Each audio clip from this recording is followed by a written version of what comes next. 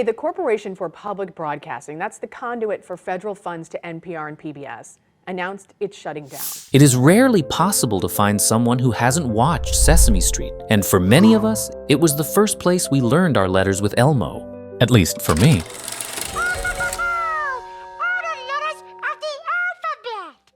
Elmo wasn't just a red puppet. He was more than a friend. And probably for many of us, he was a companion who we grew up with and shaped entire childhoods.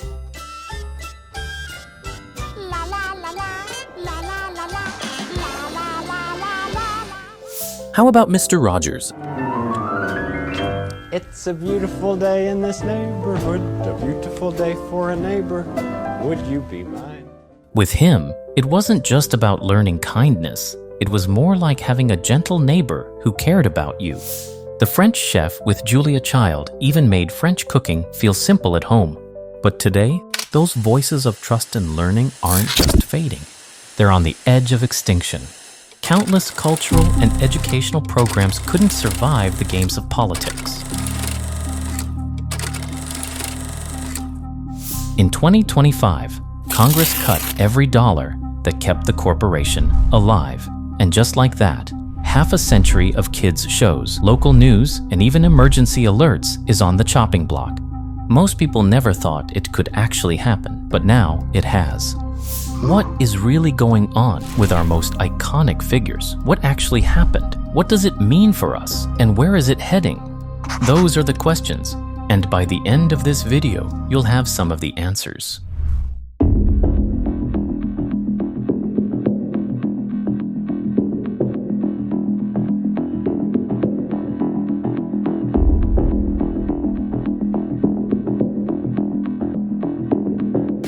CPB wasn't a side project. It came from a vision that every child should be able to learn and every family should have access to truth no matter where they lived. America deserved free education and honest news at home. This was the vision. In 1967, President Lyndon Johnson turned that belief into reality when he signed the bill that created CPB. In 1967, President Lyndon Johnson signed the Public Broadcasting Act, which did just that. Today, we rededicate a part of the airwaves which belong to all the people. He believed public TV and radio could be a teacher in the home for every child. And not long after, PBS and NPR came to life. The vision of public broadcasting was that it was a decentralized network of local stations, and local stations themselves should really be at the heart of what public media was. Generations of kids found fun new ways to learn, while families gained a trusted voice they could turn to again and again. It was a turning point for learning through TV, long before the word edutainment was a thing.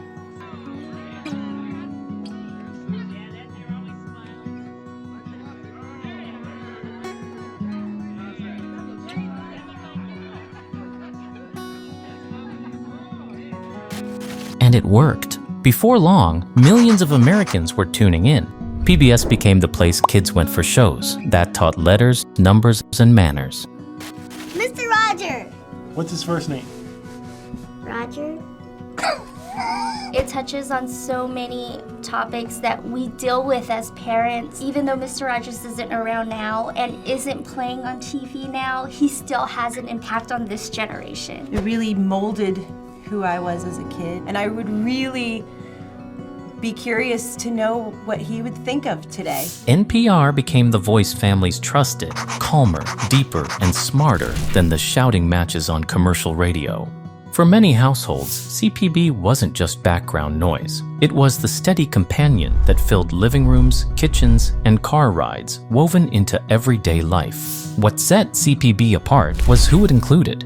Big networks chased ads, but CPB opened its doors to everyone, from rural farms to city apartments, from immigrant families to kids who had nowhere else to turn. A child in Kansas and a child in New York could sit down and share the very same Sesame Street. That was the first time equal learning on TV truly came alive.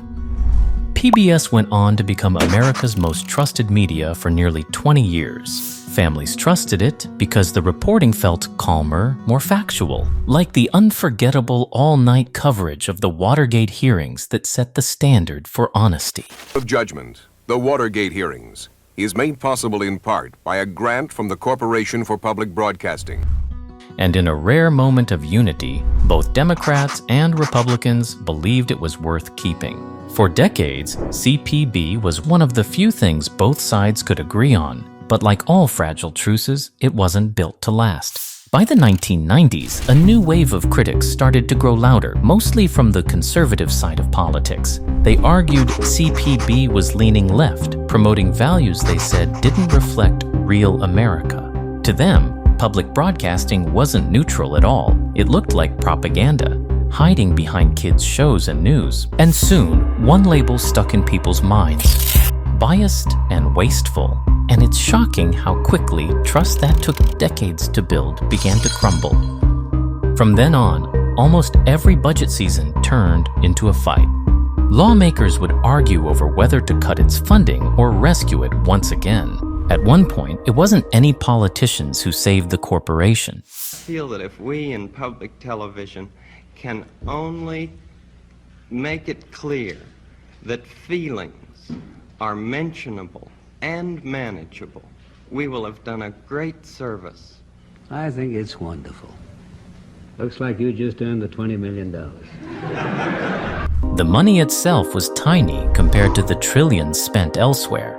But the fight was never really about numbers. Conservatives framed it as tax dollars wasted on elitist ideas. Supporters pushed back, saying it was one of the few places kids and families could learn without being bombarded by ads. The battles were never just about dollars. They were about identity. Again and again, culture war flashpoints kept bubbling up. I'm sorry, Jim. I'm going to stop the subsidy to PBS. I'm going to stop other things. I like PBS. I love Big Bird. I actually like you, too. Was Sesame Street too progressive just for teaching tolerance and death?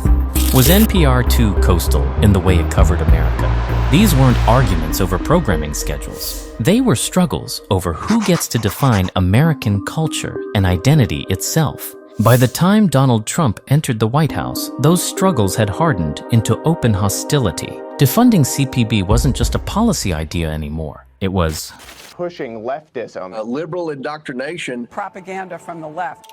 In 2025, the fight finally came to an end. Congress voted to strip away every last dollar of federal support for the Corporation for Public Broadcasting. More than $1.1 billion disappeared overnight. For CPB, this wasn't another budget scare. This time, the lifeline was truly cut. So CPB made the announcement no one ever expected to hear. It would shut its doors in early 2026. For 50 years, it had been the quiet backbone holding up PBS and NPR. Now, that backbone had finally snapped. The news sent shockwaves through local stations, some of which had relied on CPB for nearly 40% of their budgets. PBS was forced into survival mode, cutting more than a fifth of its budget just to keep the lights on. Even with painful layoffs, canceled shows, and frantic fundraising, PBS and NPR were left struggling to survive. The safety net that had quietly kept them afloat for generations was suddenly gone, and there was nothing left to catch them. This is a defining moment for public media. Right now, we're witnessing an unprecedented attack on the future and sustainability of public media. The first rescue attempts came from private foundations. Groups like the Ford Foundation and the MacArthur Foundation poured in millions, hoping to keep public media alive. But everyone knew the truth: charity dollars could never replace the steady stream of federal funding. At best, it was a temporary bandage on a deep wound, a drop in the bucket. What had taken 50 years to build collapsed in a single vote, leaving America's public broadcasting system, once the envy of the world, on shaky, uncertain ground. As CPB fades, others are quick to rush into the empty space it leaves behind. One of the loudest is PragerU, a conservative media group already filling classrooms and social media with short, polished videos.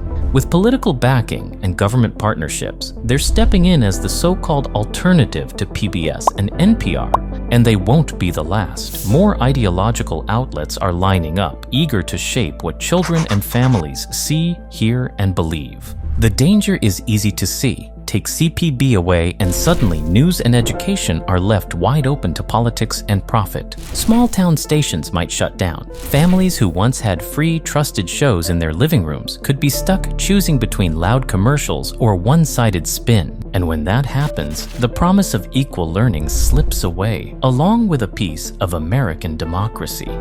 The real questions we must ask: was CPB really as biased as its critics claimed? Or was that label just another weapon in America's culture wars? And now, with a private, partisan, donor-driven group stepping in to fill the void, should we believe that the bias is gone, or that it has only changed sides? In the end, the question is bigger than CPB. If public broadcasting is replaced by political content, are we really freeing people from bias? Or are we just trading one kind of influence for another?